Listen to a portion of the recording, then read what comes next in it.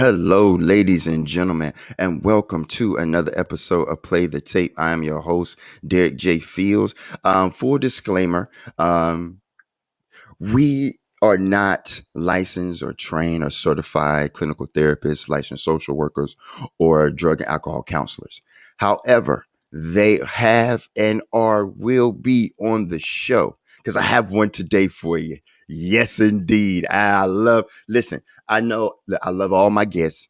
I love all my sisters and my brothers because I call them my sisters and my brothers because we have a commonality and a camaraderie in care and in love and in experience, strength, and hope. And that's what Play the Tape is. It's a platform for support, advocacy, and community. And it's a platform where people like me, people like my guests can come share their stories, share their experiences. And in turn, that's hope. So my guest today is Tiffany, and she is a treatment placement specialist with Acadia Healthcare. She provides guidance, support, and resources as a professional for her clients. She assists in programs and options for individuals who have behavioral health needs, needing eating disorders, mental health concerns, and substance use concerns. She is certified abuse counselor, so she's a CSAC. She's also certified in clinical trauma specialist with the emphasis on addiction. She's been doing this, providing private practice for about 3 years now. She is a native of South Carolina, but she calls Virginia home for the past 23 years. A graduate of Radford University with her BS in psychology. She later got her master's degree in community and college counseling in Longwood University. For 20 years of experience. In those 15 years, she served as a social worker, coordinated services for at risk youth in the community. She's part-time as a crisis-oriented counselor serving high-risk populations. Through her tenure, and just to name a few of the organizations that she advocates for. She's a member of the National Alliance on Mental Illness, which is NAMI. She is also a member of the National Association for Alcoholism and Drug Abuse Counselors, NAADAC. And she's also a member of the Virginia Association of Addiction Professionals, so VAAP.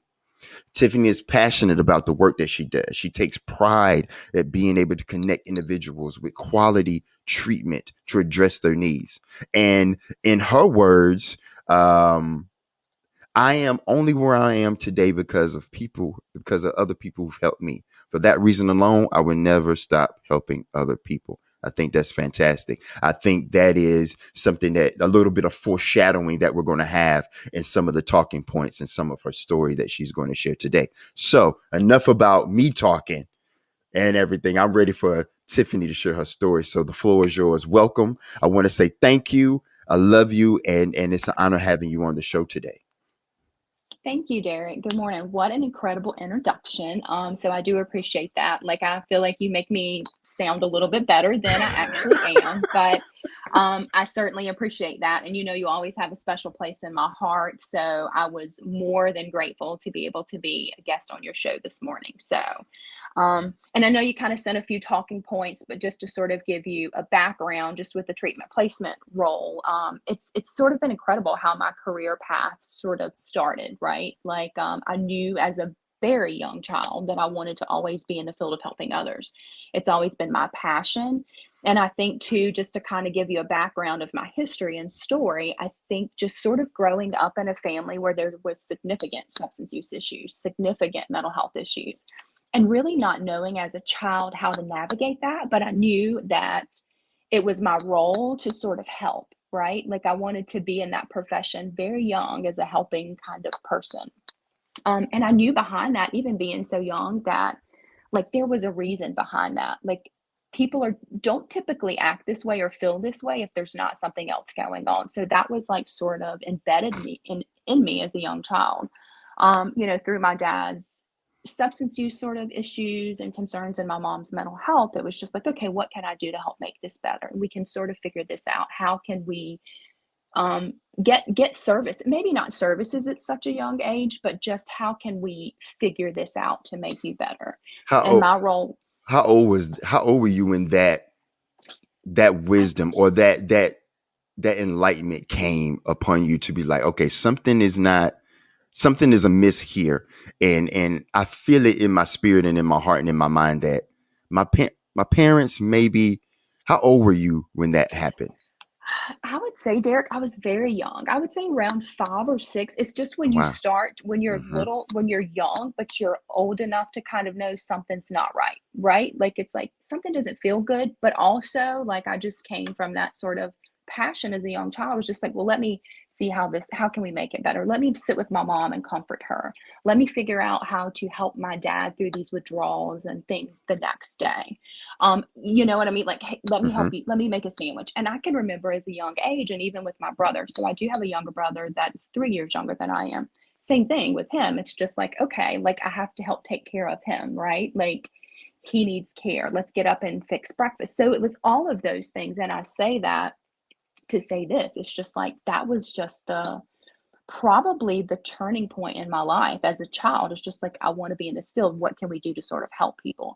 And I remember just again because of the substance use, the mental health, and a lot of things going on in the family, we were involved with social services a lot. So like social services was coming to the home, and I remembered those like kind ladies that would come out. And again, my career started in social work. It's just like, ooh, I want to be able to be that person that comes to the home that helps that family say, hey, like I know you're struggling, but what can we do to sort of help you through this? What can we do to make the kids feel safe? What can we do to provide for your family that's going to help you guys be stable and stay together as a family? And I remember that at a very young age. And that was sort of like my childhood. We had opportunities to stay with other family members and stuff like that. And although that happened, and again, just being a social worker later in my life, it's like I wanted to be with my family. I knew that there were other things going on with them that we could fix, I guess, for lack of a better word. And I spent most of my childhood, my adolescence, like knowing this is the field that I want to be in. What Did can I you do to figure that out? did that ever harbor any resentment or any type of negative feelings towards your family being the quote unquote hero? Or because I've learned in treatment, and I, like, again, disclaimer, I am not a therapist, but I know you are. But I know that there are different family roles that different people play. I had to Mm-hmm. learn that, and I've played two or maybe three: the hero, the mascot, the cheerleader, the humor guy. Like, um, Right. did resentment ever harbor in you, or you was just, I don't, there's no place for that. I'm a helper. I am a fixer. I am a doer. These are the things that I need to do to help my family, because I've seen these women come in and the care that they had. So was there any resentment, or that just didn't play a role? I wouldn't say that there was ever any resentment as a child. Now, as you mentioned, just with the family system sort of model, like Hmm. everybody, like you said, has a role in the family. This is what the family dynamics are. Everybody sort of has their role in that. Um, and I think for me, the resentment came, but it was probably a little bit later on as I got older and I realized what things were sort of happening in the family and how I probably missed out on some things because of that, if that makes sense. Hmm. um, because my dogs are starting to bark in the No, background. I apologize it's for more. that. No, it's morning. They ready. Okay. Yeah, Yeah, it's like the mailman is that's coming. So that's fine. Yes. so we might have to cut some of that out. But I think when you get older and you realize, hey, all of these other kids my age, whether they're young or they're in high school, they're experiencing all of these sort of things and activities and participating in all of these extracurricular activities and events that I sort of missed out on, I think, a little bit. Now, with that being said, I felt like I had a great childhood. I felt like my childhood was great. Our family stayed together the entire time. I know that my mom and dad both struggled with things, and they did. We missed a lot of opportunities and a lot of things throughout life because of that, but we had a lot of love. And I think at the end of the day, sometimes regardless of where you're coming from, what your family dynamics are, love is obviously the most important thing a lot of times. Well, maybe not the most important thing, but it's certainly an important thing there. regardless of what was going on, we had that love. I knew my dad loved me. I knew my mom loved me. I knew that I loved them like they were my parents. So I didn't see that I was missing out on too much until I got older. So I would say that's sort of when that resentment sat in. My mom tried to have us involved in activities, but sometimes because of my dad's addiction and her mental health, that sort of took priority. And it needed to a lot of times. Because of that, we were displaced Mm, quite a bit. So we were right. constantly moving and, different things. So again, and I think not being when people are not in situations like that, I don't know that they completely understand what those dynamics look like. And they're just like, oh, things are horrible and you have a bad family. And the reason why I bring that up is because later on I was judged by the family that I lived in, the family that I had. And it made me think differently. Like, right, it should be a matter of what happened to you versus what's wrong with you. And I think because of that, like I'm able to help more people because of those things. But I think we were judged a lot by that. But again, I didn't see that it was dysfunction really. I was just like, I'm helping. We're a family. We love each other. We're together at the end of the day most of the Right. time. Um, but the resentment did come later because it's when I was in high school and all of these people are doing all of these things. And it's Mm-hmm. just like, oh, I can't really participate in that because I need to be home to make sure people are taken care of, or I need to be able to be present for other reasons. But my focus was always, I've got to be home, like to take care of them. You know what I mean? And Mm-hmm. even as an adult, even as a mother or a professional in this field, it's the same thing. It's just like, and I know you and I chatted about that a little bit too. It's just like, what do you do to sort of make sure that you're good to take those calls? So when somebody calls me, like it's literally a matter of their life and death. So I sort of put everything else aside. And I step back into that caretaker role because again, at the end of the day, that's really, we're taking care of people. We are the link between whether they live or die sometimes. So that's just always been my mentality since I was a very young child. I appreciate that in having that humanity and that care, even as an early age, because that's something that uh, we're going to elaborate on and expand on later in the interview in the show.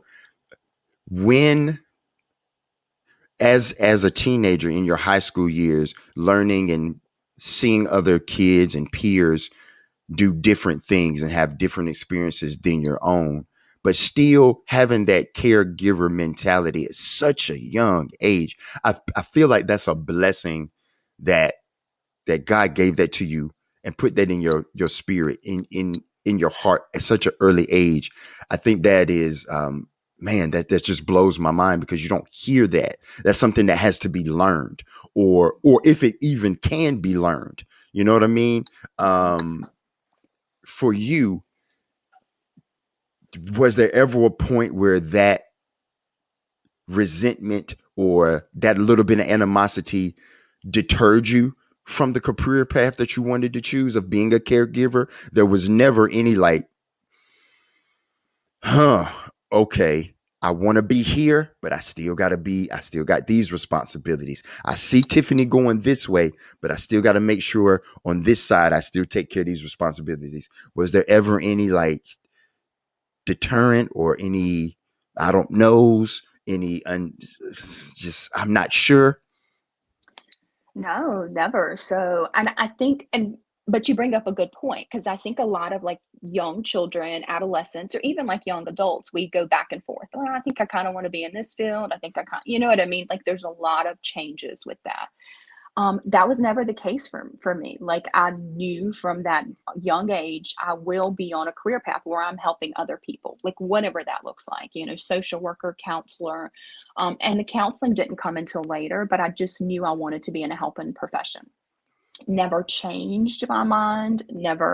I never even tried or attempted another career path. It's just like, this is what I know my calling is. This is what I know that I'm really good at. And I know every day that I save somebody's life.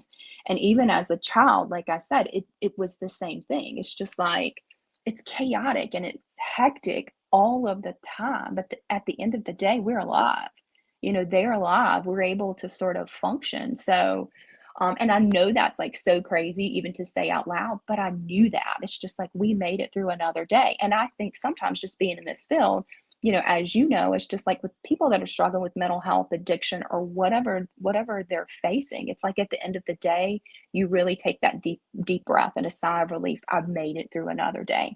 And sometimes that's what we have to do. I think as professionals, as people, individuals, it's just like at the end of the day, we really have to just get through one day at a time. So how do you deal with, as a counselor, as a social worker, clinic certified, licensed, all these different organizations that you are members with, that you advocate with, having your bachelor's in psychology, having your master's in community and I apologize, and college counseling. How do you as a person handle your triggers, handle your trauma, handle your, even if you're not diagnosed, handle your depression, your sadness, grief, loss, because that happens to counselors too.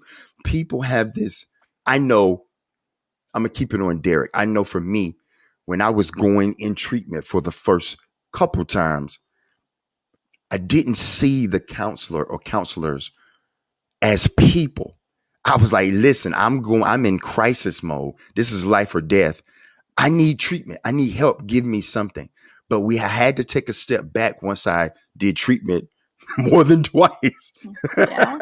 maybe a couple handfuls. And then I Hey. started, I started understanding that these people that are giving me treatment, that are giving me my first aid kit, so I can get to the triage, they have lives too. So how do you manage your own mental health stability, knowing that you're a caregiver, knowing that this is the career path, knowing that day in and day out, I have people in the palm of my hands. I have their Mhm. lives, their livelihoods. And I think you bring up a really good point because we're all individuals. It doesn't matter if you're a professional, you're not a professional, like your background or whatever, like we all struggle with things at some point. And I think for professionals, clinicians, or just individuals altogether, I mean, you're constantly having to check yourself, right? Like you always have to say, hey, and again, like every day I'm seeing or talking to somebody every day, like to figure out where they're at. And when I get those calls, when I meet with those individuals, that is their moment of crisis. So that is like a last resort call for a lot of people. And they're desperate and they're in kind of this place where, again, and I know I keep saying this, it's really a matter of their life and death. So before I answer that phone, before I have that meeting with that person, I need to know that I'm going to be able to be present in that moment. I need to know that I have checked myself. And if I'm struggling with things during the day, I mean, we all do, because you never know what could happen. Like anything can happen at any moment in someone's life that could sort of change your mood or change how you sort of get through the day. But I constantly have to check myself. I have to know that I can be present in that moment with whomever when I'm doing that call, when I'm doing that face to face meeting with somebody. Because again, if I'm not coming from a place of compassion, care, concern, um, not allowing some of my other things that I've struggled with during the day to come across on those meetings, like you have to be very careful of that because people in the moment of crisis can pick up on those cues and it could really shut them down. So you never want to step into a meeting or a call with having some of that baggage. I think sometimes I just have to be mindful of where I'm at. So if I know that I'm not in a place to take that call, I'm going to have to, let it go to voicemail. And I don't let that happen a lot unless I know I'm not going to be able to be present on that call. And then when I can sort of get myself together or figure out what's going on, then I, return the call and then we kind of proceed as we would have originally. I think a lot of times I have to be mindful of stigmas and trauma and triggers. I have a team that supports me. I reach out to them. We call on each other. We run things by each other. I have a mentor. And then of course, if I'm struggling with some other things, then I reach out to a counselor myself. So I think a lot of times people don't think, and I appreciate you bringing that up. It's just like, these are the people that are supposed to help me, but those are people too. And a lot, they struggle with things, and a lot of professionals are in counseling, and there's nothing wrong with that because regardless again of who you are, it's okay to not be okay. It's okay to ask for help. And I think being in the professional community, we have to do that sometimes more so than others because it really is a matter of if we're not okay, we're not going to be able to make sure other people are okay and really make the best plan or kind of help them figure out what's going on with them in the best way. I appreciate you saying that. you have a support system too. Mm-hmm. I really appreciate that because we think of, and I'm saying we because I know I thought about it as, man, okay, they teach us to have a support system. They teach us, y'all teach us to pick up the phone, have a support system, like-minded people that are in recovery. And when I say recovery, it's not, for me, it's not exclusively just for mental health and substance use. I use that word recovery for as inspirational change moving forward. Because I know for me, in my mental health and my PTSD and my post-traumatic stress and my major depressive disorder, my anxiety, not sitting with my back to the wall. I need to know the exits. I know that I have to um, have a support system. I have to have people that I can reach out to when things are getting heavy. And I'm glad you brought that up, because I just didn't think y'all did. I didn't think y'all do. And that's important to have, and that's important to say. When it comes to stigma, in your opinion, how does that need to change? Okay, I know that's kind of vague or broad. What is stigma, first and foremost?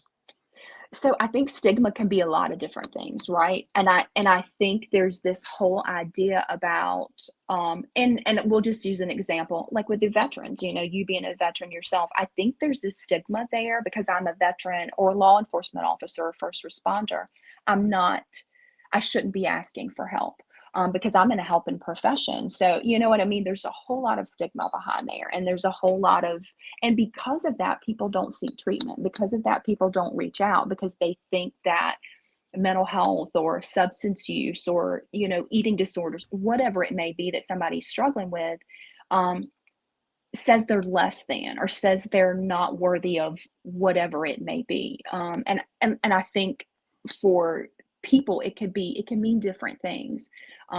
Stigma sometimes is just it's based on a lot of different things, and I think people again just don't seek help. They don't make those calls because of that, because of the fear of being judged, Mm, um, by whatever that is. And I know I do work with a lot of veterans. I work with a lot of first responders and law enforcement officers, and that's the very first thing that they say. And if you can have that conversation with them and you can get them over that hump that it's okay that they're seeking help, that it's okay. It doesn't mean they're less of a man, that they're less of a soldier, less of an officer.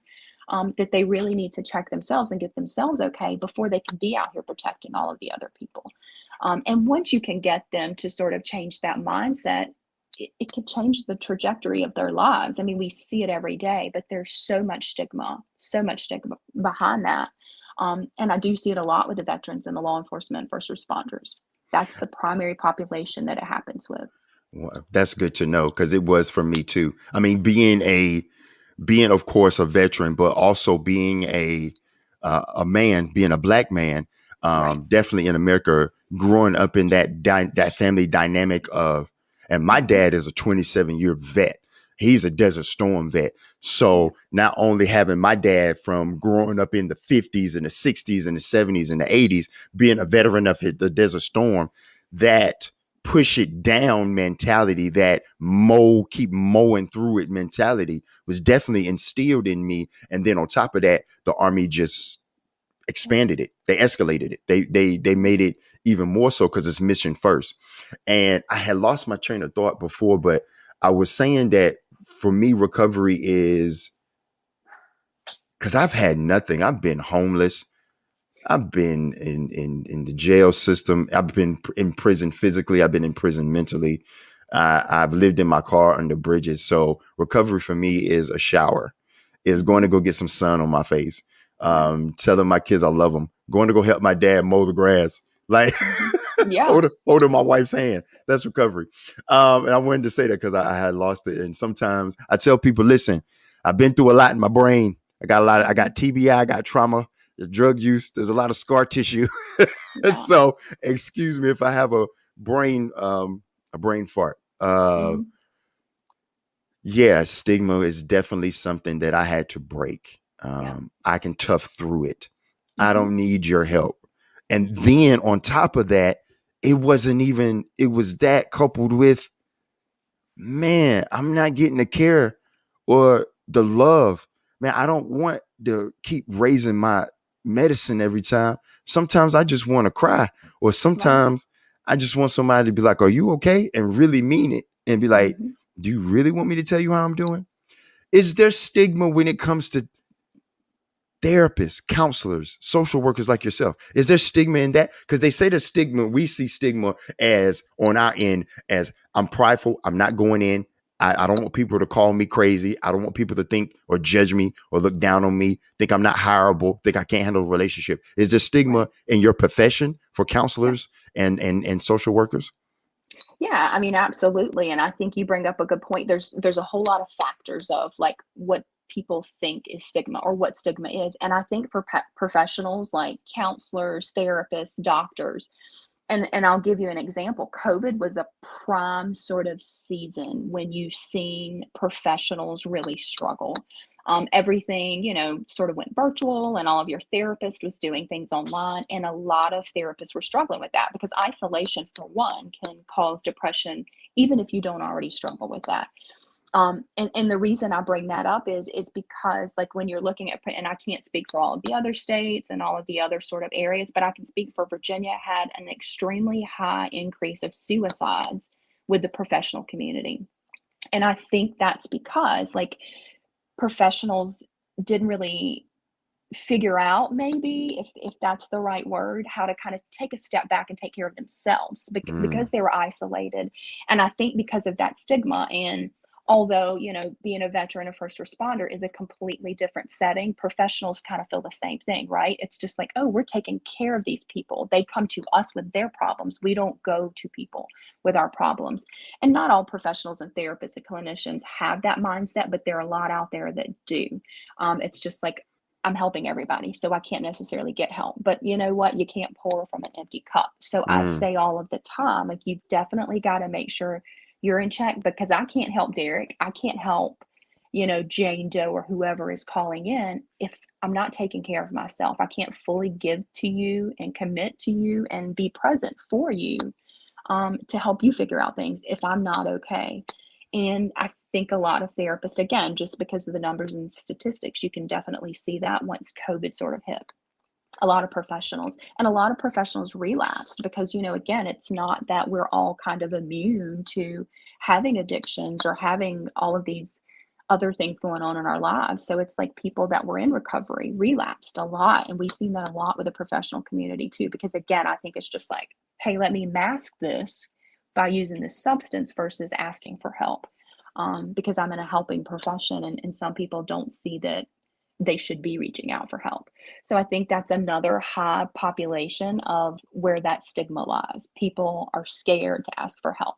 There's been some change and stuff over the years, and a lot of professionals do seek help, but I know there's stigma behind that for sure. And again, just to give you an example, like if you're in a small community and mm-hmm. you're a professional, but the only other professionals you can see is in this small community, it's just like, ooh, I don't want people seeing me go in here, because you know what I mean? Right. They're going to think this or that. And it's the same for other individuals kind of seeking help. It's just like you brought up a good point about, not only are you a veteran, but you're a Black man. And we know culturally that's different. And Black men can handle more than anyone else. We're supposed to be these strong people. And I think that's a good sort of comparison, to some of the professionals sometimes, because we're supposed to be these strong people with all this knowledge to help Mm-hmm. you. We shouldn't be the ones asking for help. And again, I know that's changed, but there's certainly some stigma behind that. So I want to talk about your educational background as far as so you was a licensed social worker first. So I wasn't a licensed social worker. So I was just a social worker for the local Department of Social Services for like Okay. 15 years, I think, a Okay. little over 15 years. Yeah.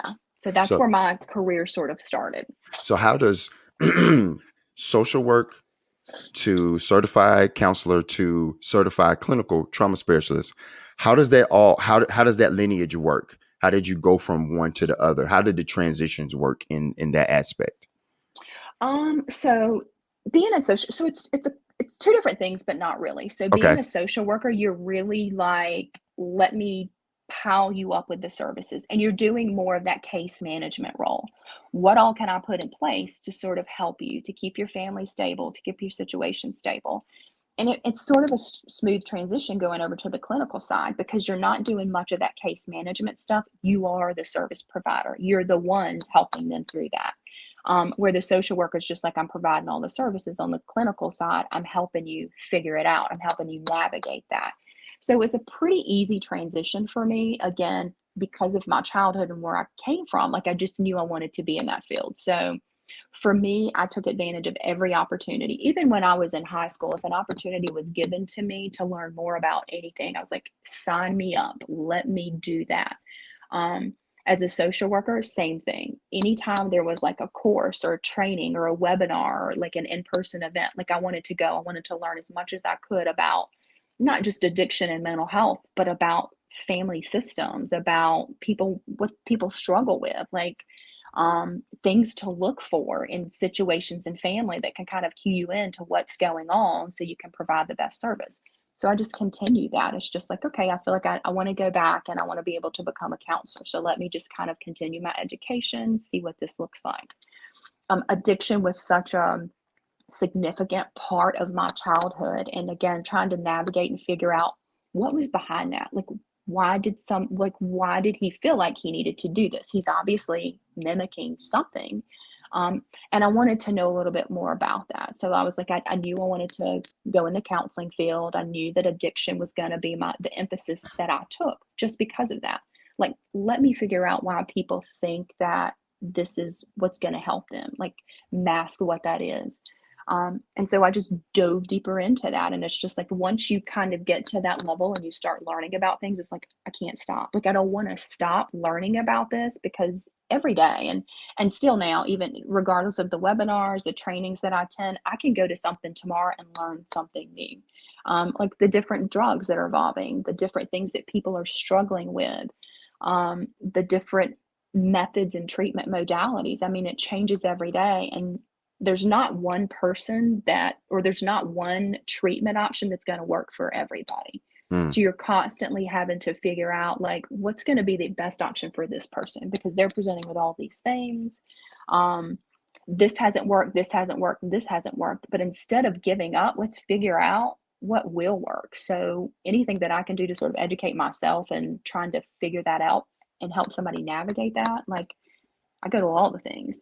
And there's some really great, like, I want to say new age. I don't even know if that's the right word, but we'll use that word today. Okay. Yeah. There's some like new age kind of stuff. And it's really, I mean, and it works for people and it's beneficial. And I think sometimes when people start doing some of these out of the box thinkings for treatment, counseling, whatever that looks like, sometimes people look down on that. But then again, if it works for somebody and it's saving their life, I'm all about it. Let me learn it. Let me figure out how to implement it.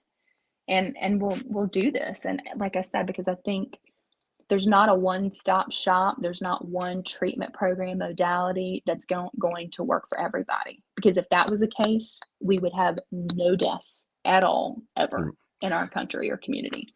So I like, because one of the things we had talked about off air is how you stay relevant in your role. And I think you talked about, so I want an example of the new age and I want an example of tried and true. Let's just say tried and true. So this is a way that, okay, how do you stay relevant? I study, I attend, I go to conferences, I read, I study, I go to conferences, I talk to people, I talk to my support network because I can get a different perspective from what they learn. They might have found a new resource for the community that I haven't tapped into yet. So what is an example of to stay relevant in your role? What is an example of a new age and a tried and true? And kind of like you said, just staying relevant. I attend, participate, see what's out there, regardless of what that looks like, whether it's treatment modality or not. And I think the tried and true, and I'll give like a generic sort of example of that, just because I work with so many different populations. Right. So I think a lot of times with the tried and true, I mean, treatment, like if the longer that you can do treatment and the longer you can kind of stay in treatment, whatever that looks like, it could be inpatient, outpatient, but you kind of stay focused on that treatment and you continue to get that support, I mean, that's definitely a tried and true, regardless if you've got any treatment modalities involved. You're talking to somebody, you're kind of checking in with them, you're making sure that you have your supports. All of those things are important, regardless, and kind of what you said earlier. It doesn't matter what your recovery looks like or what recovery is to you or what you're recovering from. It's just that you're staying present in the moment and you realize that recovery is a lifelong process. So you stay involved with that recovery for the rest of your, I mean, unfortunately, that's how it is. You've got to kind of stay Yeah. involved for the rest of your The rest life. of your life. Yep. And whether you're checking in with a counselor weekly or whatever. So as long as you can kind of have those continued supports, absolutely tried and true, you stay in that, and that works for people. But I think outside of the box, and the reason why I say like new age outside of the box is just because people get a little bit leery of all of these new things. I mean, you've got ketamine treatments, you've got somatic experience, you've got EMDR, which has evolved a little bit. And EMDR doesn't work for everybody, and it's not appropriate for everybody, but it does work for a lot of people. There's been some new sort of new age developments with the ART, a little bit like EMDR, but it's not as traumatic, and you don't have to kind of relive those experiences as you do with the EMDR. It's really kind of replacing those memories with something positive, and it's new age, and it's not been around. And I say it's new age; it's been around for a little bit, but it's just something else that they're looking, that. And I say they, providers as a whole, not necessarily just, in my profession, my facilities and things like that. But, and somatic experience, I'll give you a great example. We have a facility that's out in Arizona. They're known for that. And one of the therapists out there that sort of leads and runs that group, we have the opportunity to visit all of our facilities, right? So 2 weeks into my role, went out there, and I'm thinking, I'm gonna tour this facility, beautiful facility, meet the staff, and I knew that we would participate in some versions of those treatment modalities, but we got to participate in a somatic experience, and it's really just a matter of picking up on your cues, your body language, trying to figure out like, okay, we're talking about this subject. Why is that making you uncomfortable, kind of thing. Mm-hmm. And in saying that, to give that example, I'm just sitting in there, and the first sort of task was close your eyes, and you're in a room full of strangers, right? So I had a hard time doing that, and I didn't recognize that about myself. I was like, I'm just, you know what I mean? Like, I'm here visiting the facility. I don't need to close my eyes. But also, so in saying that, also I was mindful because I didn't know these people, and I knew that I had trust issues for other reasons. So I wasn't thinking that out loud, but the therapist in there instantly picked up on it. It's just like, okay, so tell me, Tiffany, why you're struggling with closing your eyes. Why are you tapping your foot like really, really fast? And it was like, what? Like, wow. So I had to take a step back, because then I was like, oh, like I'm processing this internally, like a little bit differently than I thought I was. But that's how incredible the somatic experience sort of can be, because that's what they're picking up on, and they really know, because you have to be well inside to be well outside. Right. But Absolutely. so something set me off, and then we were able to kind of process through that. So it's just like some of those things. And I think people, again, it's just like, you do have to think outside of the box. You have to be creative, because that can be, for me as a professional sitting in the room, was pretty impactful, because I was like, ooh, you know what I mean? Like, you think you've dealt with some of that trauma and PTSD, and it's just like, in that very moment, I cannot close my eyes in this room full of strangers. That's where I went with that. It's not, you know what I mean? It's not like I don't want Yes. to participate. So I think with some of those things can be pretty powerful, impactful.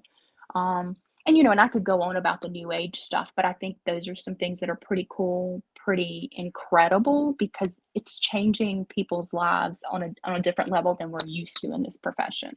I appreciate you being vulnerable and sharing that, and being transparent and sharing that experience that you had. And that's what we had talked about earlier, is that was support for you. Now that is added to your support system. That is a tool in your first aid kit, in your triage bag, that you have now. That, wait a minute, I need to check in, and checking in is good. I'm so glad you said, but to be better on the outside, it starts with the inside. Fantastic. I agree 1,000%. You have to Mhm. correct the inside first, excuse me, before the outside can be corrected. It always has to Yeah. start on the inside. And I just thank you for sharing with that. See, ladies and gentlemen, you have a professional here that the years of experience that she has, the years of educational that she has, she still has to be aware. She still has to check in. She still has things that she has to process. I think that was a fantastic example of you being human. You know what I mean? Like, I Yeah. thank you for sharing that. So, in your current role, what do you like most about that now? Since you went from the social worker, you transitioned to clinical, and now you are a treatment placement specialist. What does that entail for Tiffany? So just sort of advancing and progressing through my career, I think being in this role, the thing that I love the most is I give people hope every day. And when someone calls me now, because basically my role is to kind of say, hey, what are you struggling with? No matter what that is, whether that's mental health, addiction, whether it's trauma, PTSD, whether somebody has an eating disorder, it doesn't matter what their insurance is. So my role now really allows me to help people no matter what they're struggling with. And that's pretty important to me because Acadia is a very large organization. So there's a limited, the possibilities or options are kind of limitless. Like we have a program for everything. And I think in my prior roles, again, clinician part-time, kind of put that on the back burner a little bit now because I don't have time to practice privately. But I've always been in these roles that I connect somebody. I worked for one specific treatment program. And at the end of the day, there's only so many beds in that one program. There's only Right. so many um, things that people are struggling with that can fit there. There's only certain kind of insurance that some of those programs can take. And not to take away from any of those programs because they're all great, but being able to be a part of an organization or a role where I have a program for everybody. Like there's not going to be a call that I take that I will say, hey, I'm sorry, I'm going to have to send you over here because I don't have any space for you, or we don't work with your insurance. I don't ever have to tell anybody that. So at the end of every call, I feel like I'm able to give somebody hope. So that is probably the most important thing, the thing that I take away every day about this role. Because I help somebody every day, and I know that it might sound kind of redundant because I've said this, throughout our podcast, but I am really a link between somebody and living and dying. They make that phone call, and it's again like a lot of people struggle to even get to the point they're calling or to set up a meeting with me. Like that's difficult for a lot of people, but they do it. And once they've done that and they can kind of hear whether that's my voice or someone else's voice, like we can kind of help navigate that, and make them feel at ease and make them know, hey, you know what? You called today, so you've done everything you needed to do today. We'll take it from here. Um, but that's like a big accomplishment. And I make sure at the end of every call or at the end of every meeting that I let people know, like, you did a great thing today. So, because I think sometimes when you're struggling with whatever, you can't see the positives. So you give them as many positives on that call. You made this call today. You committed. You took the time to be vulnerable. Like, I'll use one of your words too, because that's what people are doing sometimes, and they're being honest and vulnerable. They don't know me. They don't know who the person is on the other end of that call. They just know I needed to get help and they made that call. So I always let them know that you did that. You accomplished that today. And at the end of the call, we're able to give them hope. So that is definitely the thing I love most about this role. I love hope. I love hope. You gave me hope. You and Mr. Eugene gave me hope. And I thank y'all for that. I thank both of y'all for that because I was coming from Texas back to Carolina, and I had to get placed in a treatment facility in Virginia, and y'all definitely helped me with that. And I am forever grateful that God was able to use the knowledge and experience that y'all have to help me. I'm always grateful for that. And I thank you. We have 10 minutes, and I want to take the time of everything that you do, everything that you have done. How does Tiffany unwind at the end of the day? Well, Derek, I wanted to come back to what you said. So I'm glad I was the other person on the end of that call when it was your time to get into treatment. And I cannot say enough about how proud I am of you, how far you have come, the great things that you're doing, not only for yourself, but to kind of give back. And I think that's when you know that you're on that path of like, and that long-term recovery. It's like, hey, I want to give back now, and you're doing that. You're touching so many lives. So I just wanted to say that, and I'm super proud of you and so glad that I could be that little piece in your recovery journey. So Thank super you. proud of you. Thank you. So the way that Tiffany winds down is it depends on the day, right? Like I get a lot of calls, I do a lot of things. Again, I have to be like pretty present and recognize my own triggers in that. So it depends on the day what that looks like. But mostly, sometimes I work out, sometimes I'll read a book. And sometimes I like to watch old classic TV shows. It's just the thing. I grew up like watching those with my parents and grandparents. So for me to sit down and binge watch the monsters, I mean, that's a pretty typical thing for me. Same. Um, Yeah. and some of my friends are just like, what are you doing? But for me, it's easy, it's classic. You don't have to do a lot of thinking, and I enjoy it. So I do some of those things, but I also wanted to kind of mention this. So I have a 1977 Oldsmobile Custom Classic Cruiser station wagon. Ooh. I love it, and her name is Edna, but just wanted to kind of get that plug in while we were here today. But sometimes it's just a matter of like hopping in that car and taking a ride. Like I don't have like the radio doesn't work, but I got my Bluetooth speaker and I'm a classic girl, so I'm like an old soul trapped in it. We'll go ahead and say young body, but we'll just leave it at that. And so I'm streaming like 70s music, like in my 77 station wagon, because I'm all about like the classics and stuff. And sometimes that's just what I have to do. Again, it depends on the day.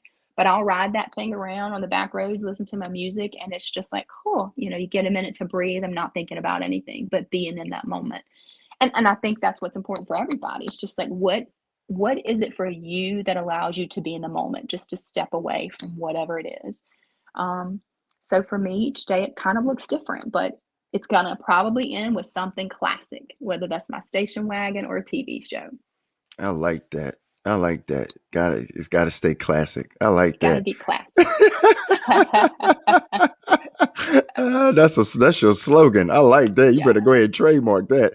You know what? I think I will. I'm gonna keep it classy. Keep Keep it it classic. classic. Yeah, I like that. Keep it classic. And that's what we were talking about, people. That is Tiffany's recovery. Like people think, oh, you're in recovery. What? But like, I took a shower today. I took a hot shower. I brushed my teeth. I got food. I got a belly full of food. I got a roof over my head. That's recovery. Driving in her classic Oldsmobile, listening to her 70s and watching the monsters. That's her. That's Tiffany's recovery. That's what she does, and it changes every day. And I'm with you. Mine could be. I grew up watching I Love Lucy, but I know the monsters Mhm. too. Yeah. Yeah, I Love Lucy. That's that her and Carol Burnett. Anyway, Oh yeah. I'm with you. You I'm speaking with my you. language. I'm with you. Listening to some oldies, but still goodies. I like riding too. I like driving and riding to music. I like working out. I like shooting hoops. Sometimes I like to. For me, I pray. I meditate. I read my Bible. I sit and just be sometimes, and in tune with myself, or self check in.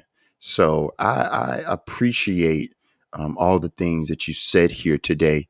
Um, if people want to get a hold of Tiffany as far as resources, um, what resources are out there for people, or how could people get a hold of Tiffany to get in touch with some of these resources that your organization provide, or that you can place people if they need help or recommendations? How can people reach you, Tiffany? So they can just call me on my cell phone. They can text me, and I'll give you. So do you want me to give you that, like on air here? They can You call, text. It doesn't matter. you All the can give me time. your email, and then you can filter it out and vet that way. Okay. Absolutely. So give your email. They can reach you on your email, and then if it's someone that you want to connect with and give resources to, definitely give them your email. Absolutely. Yeah. So my email address, and I can certainly shoot this stuff over to you in in an email Hmm. too. So my email address is going to be Tiffany, Tiffany .leath, Leath at acadiahealthcare.com. And that's going to be ACADIAHEALTHCAR.com. I think that's it. But Awesome. my work cell phone number too, I don't mind giving that out. It's Yes, 540. that. Yeah. Yeah. It's 540-750-3655.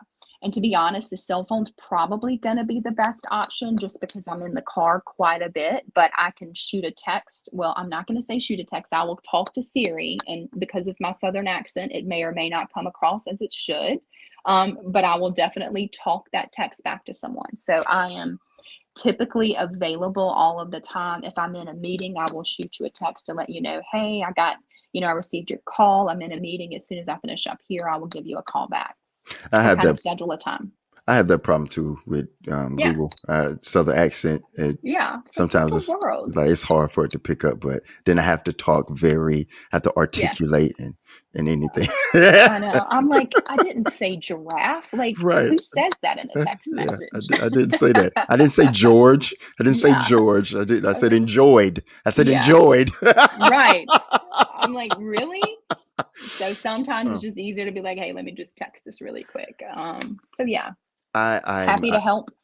absolutely. I know you are, and you care. That's the important thing. You have that humanity, and you have that humility. You have both, and that's a in my experience that's rare. It's rare to find people in this profession that actually care. So thank you for that. You're a blessing for that. And I love you in just in general as the person you are, but I love you for that you care. I do this when I go to do H&Is, hospitals and institutions, when I go speak or people want me to come out there and share my experience, strength and hope, or just host an NA meeting or AA meeting, or just want me to come out and give my hope and my testimony. Give me two things you're grateful for. I'm grateful to be alive. I mean, first of all, and for like first and foremost, that's just definitely, I'm definitely grateful to be alive. And I am grateful that God has allowed and opened up this door for me to be in this space to help others. Again, I think my role is very small, but my role really helps save a lot of people. So I'm very fortunate for those two things for sure. That's awesome, awesome, awesome, awesome. Um, uh, I could go. I'm grateful for uh, God giving me grace and giving me chance after chance after chance after chance after chance um, to be able to do the work that He's placed in my heart. I'm grateful for that. And I'm also grateful for all my guests, including Tiffany today, to coming up here, sharing their story, sharing their experience, their strength, their hope, and and sharing the love and the things that they do in their lives for their lifetime of recovery. And that's what it is every day. Every day is Abs- that. Every day is that. Absolutely. So I want to thank you again, Tiffany. Again, I love you. I am so grateful for you being up here. And I would love to have you back, because I tell people I would love to do recurring guests, because what you've talked about today and the experience that you have today as you stay relevant in your field and in your role is going to grow. And there's going to be different treatments, new age, even newer age, and even newer age, but there's always going to be the tried and true. And I just want to get you to come back, if you want to come back, to talk more about your story and your experiences. So I always put that on the table for my guests. Yeah. So absolutely anytime, I'd be happy to come back on. I appreciate the opportunity today. And of course, like I said, I have much love for you. You have a special place in my heart. And I'm just again, want to say I'm just super proud of you and where you are and what you're doing to kind of give back to the community. Uh, It's really important work, what you're yeah, doing also.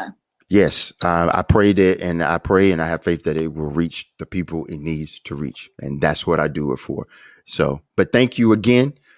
We'll talk soon. I love you so much. Until next time, Tiffany, you take care. Peace. All right. Thanks, Derek. Bye bye. Listen, that is what we do here at Play the Tape. If no one told you today that they love you, I love you. We love you. God loves you. With peace comes understanding. With understanding comes love. With love comes faith. And with faith comes hope. We'll jump down in that pit with you because we know the way out. We do, and we will. And we do it willingly. We do it honestly. We do it lovingly. And we do it without judgment. It's not our job. That's not our department.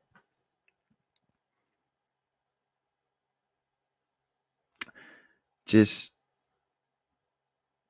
one day at a time. Just for the day. Just for the moment. Just for the minute. Till next time. Peace.